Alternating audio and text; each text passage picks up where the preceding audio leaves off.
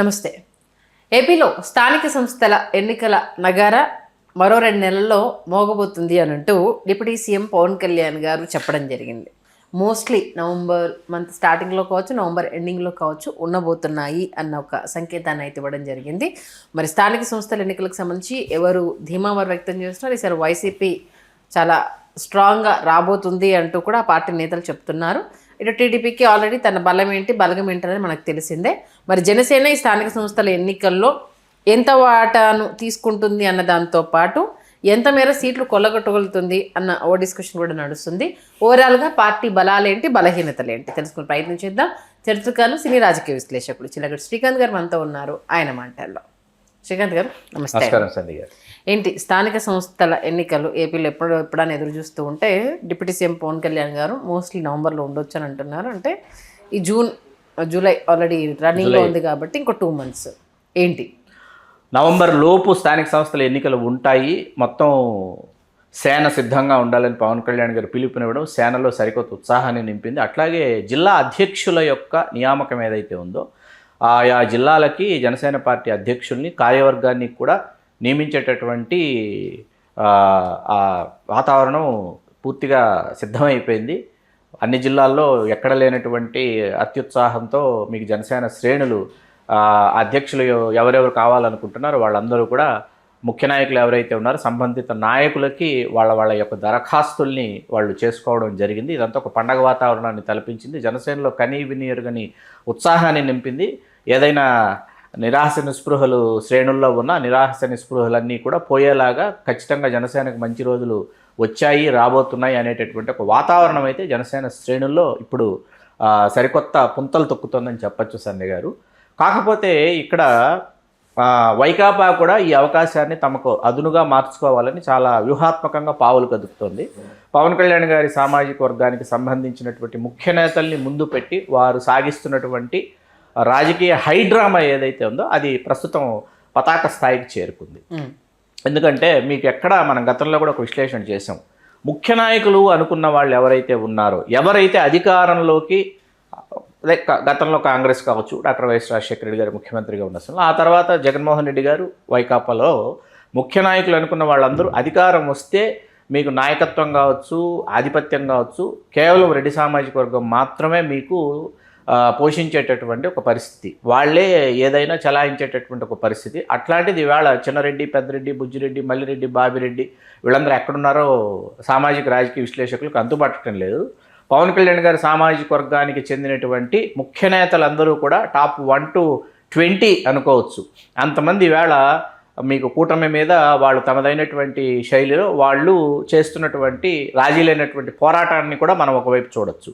వైకాపా ఈసారి ఖచ్చితంగా స్థానిక సంస్థల ఎన్నికల్లో తమదైనటువంటి పాత్ర ప్రాధాన్యతని సాధించుకోవడానికి, తమ యొక్క స్థాయిని స్థానాలని పెంపొందించుకోవడానికి శక్తివంచన లేకుండా కృషి చేస్తుంది అనడం కూడా అంతే వాస్తవం. దీంట్లో మనం ఎట్టి పరిస్థితుల్లో దీన్ని మనం కొట్టిపారేయడానికి వెళ్ళలేదు. అయితే తెలుగుదేశం కూడా ఏమాత్రం తగ్గేదేలే, అసలు ప్రసక్తే లేదు అనేటటువంటి స్థాయిలో. ఎందుకంటే లోకేష్ గారి నాయకత్వానికి పరీక్ష. ఎందుకు 2 సంవత్సరాలుగా లోకేష్ గారు ఆయన శైలిలో తెలుగుదేశం పార్టీని సరికొత్త యువరక్తంతో, సరికొత్త యువ నాయకులతో రేపటి తరానికి తెలుగుదేశం పార్టీ అనేది ఒక సరికొత్త నాయకత్వాన్ని అందించేటటువంటి దశాదిశ నిర్దేశించేటటువంటి పార్టీగా నేను నా నాయకత్వంలో రూపొందిస్తున్నాను అని నారా లోకేష్ గారు రూపొందిస్తున్నటువంటి ఆ పార్టీని తీర్చిదిద్దుతున్నటువంటి శైలి కూడా చాలా ఆసక్తికరంగా సామాజిక రాజకీయ విశ్లేషకులం గమనిస్తున్నాం. ఎందుకంటే లోకేష్ గారు పూర్తి స్థాయిలో రాజకీయ నాయకుడిగా అవతరించారు. ఖచ్చితంగా భవిష్యత్తులో ముఖ్యమంత్రి కావడానికి అవసరమైనటువంటి నాయకత్వ లక్షణాలని పెంపొందించుకుంటూ పార్టీని తదనుగుణంగా ఆయన తీర్చిదిద్దుకుంటున్నటువంటి శైలి చాలా ఆసక్తికరంగా. దీనిని కూడా మనం ఎట్టి పరిస్థితుల్లో కొట్టిపారేయడానికి వీల్లేదు. అయితే ఇక్కడ జనసేనాని ఇప్పుడు పవన్ కళ్యాణ్ గారు ఏంటంటే సిద్ధంగా ఉండండి, సంసిద్ధులు కండి ఇది చెప్పిన తర్వాత స్థానిక సంస్థల ఎన్నికల్లో సామాజిక సమీకరణలు కొన్ని ప్రాంతాల్లో కొన్ని విధాలుగా ఉంటాయన్న విషయం మనందరికీ తేటతెల్లమైనటువంటి విషయం. ఇక్కడ మీకు ఏమవుతుందంటే జనసేన ఆశిస్తున్నా, లేకపోతే జనసేన కోసం పరితపిస్తున్నా, లేకపోతే జనసేన కోసం ప్రయాణం చేస్తూ జనసేన పార్టీని బలోపేతం చేస్తూ కృషి చేస్తున్నటువంటి కొన్ని ప్రాంతాల్లో కొంతమంది ముఖ్య నాయకులు ఈసారి స్థానిక సంస్థల ఎన్నికల్లో పోటీ చేసి విజయం సాధించాలి, విజయకేతనం ఎగురవేయాలి అనేటటువంటి ఆశావహులు చాలామంది ఉన్నారు. వీళ్ళకి పవన్ కళ్యాణ్ గారు ముందస్తుగా ఏం చెప్పాలంటే, ఈ స్థానాలలో ఈ విధంగా స్థానిక సంస్థల ఎన్నికలలో ఫలానా మేయర్ పీఠం గురించి మనం ఆలోచిస్తున్నాం, ఫలానా ఇన్ని మున్సిపల్ చైర్మన్లలో ఇన్ని చైర్మన్లు ఈ మున్సిపాలిటీలు మనం దృష్టి పెడుతున్నాం అనేటటువంటి నిర్ణయం ముందుగా పవన్ కళ్యాణ్ గారు తీసుకోవాలి. కూటమిలో కూర్చొని చర్చించుకోవాలి. ముందుగా వాటికి సంబంధించినటువంటి సమాచారం ఏదైతే ఉందో అది జనసేన శ్రేణులు ఏవైతే ఉన్నాయో శ్రేణులకి, మరీ ముఖ్యంగా ముఖ్య నాయకులకి, ఆశావహులకి తెలియజేయాలి. తెలియజేసిన తర్వాత ఏమవుతుంది, మనం జనసేన అభ్యర్థి ఇక్కడ ఫుల్ ప్లెడ్జ్డ్గా పోటీలో పూర్తి స్థాయిలో ఉండటం లేదు అన్న చోట వాడు అక్కడ ఏంటంటే తెలుగుదేశం పార్టీ లేకపోతే భాజపా అక్కడ వాళ్ళు పోటీ చేసేటటువంటి చోట వాళ్ళ విజయానికి నేను కృషి చేయాలని మానసికంగా ముందు వాళ్ళు సంసిద్ధం అవుతారు.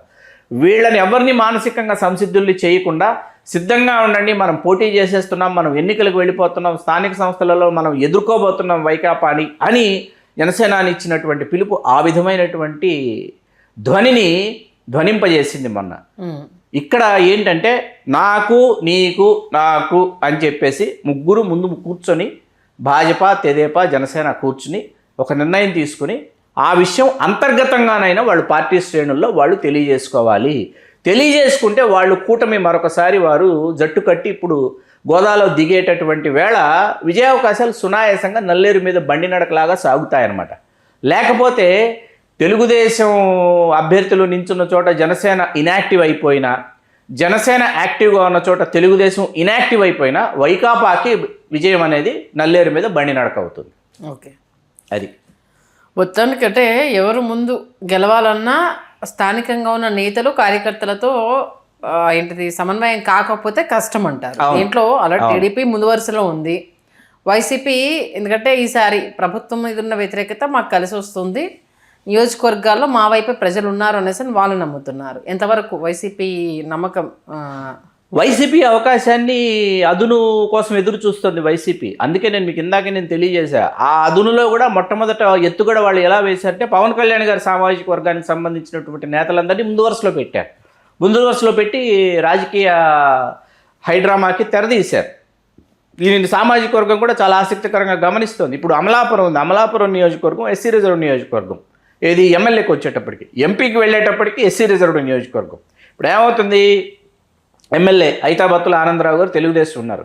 అమలాపురం మున్సిపాలిటీకి వచ్చేటప్పటికి జనరల్ కాపు అనగానే జనసేనకు సంబంధించి ఆశావహులు, జనసేనకు సంబంధించినటువంటి ముఖ్య నాయకులు అక్కడ ఉన్నారనమాట. వాళ్ళు చేజిక్కించుకోవడానికి అవకాశం ఉంటుంది. ఈ అభ్యాసం ఏదైతే ఉందో ఈ అభ్యాసం ముందుగా జరిగిపోవాలి. జనసేన, తెలుగుదేశం, భాజపాల మధ్య ఈ మున్సిపాలిటీలు జనసేన, ఈ మున్సిపాలిటీలు భాజపా, ఈ మున్సిపాలిటీలు తెలుగుదేశం, ఈ మేయర్ పీఠం జనసేన, ఈ మేయర్ పీఠం తెలుగుదేశం, ఈ మేయర్ పీఠం భాజపా అనేటటువంటి ఒక నిర్ణయానికి ముందుగా వచ్చి వాళ్ళ శ్రేణులకు వాళ్ళు అంతర్గతంగా తెలియజేసుకుంటే విజయం సాధ్యమవుతుంది, సునాయాసం అవుతుంది కూటమికి. ఓకే, ముందుగా తెలియజేయకుండా అమలాపురం మున్సిపాలిటీ కూడా మేము తెలుగుదేశానికి విడిచిపెడుతున్నాము అనేటప్పటికి ఏంటంటే అక్కడ మొత్తం మీకు ప్రతికూల పవనాలు వీచేటటువంటి పరిస్థితి ఉంటుంది. కాబట్టి ఎవరు ఏ సీట్లలో అంటే ఏ నియోజకవర్గాల్లో నిలబడతారు అనేది కూటమికి సంబంధించి అది కీ రోల్ ప్లే చేస్తుంది. ఖచ్చితంగా వైసీపీకి సంబంధించి ఎంతవరకు కార్యకర్తల్ని నేతల్ని సమన్వయపరిచారు, వాళ్ళతో కలుపుకొని పోయారు అన్నది వైసీపీకి కీ రోల్ ప్లే చేస్తారు.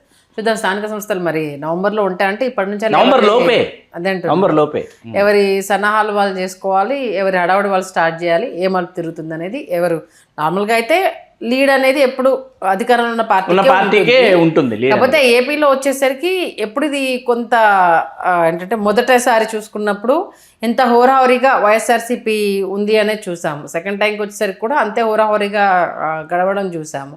మరి ఈసారి అది ఉంటుందా లేదా అన్నది కూడా ఒక ఇంట్రెస్టింగ్ పాయింట్.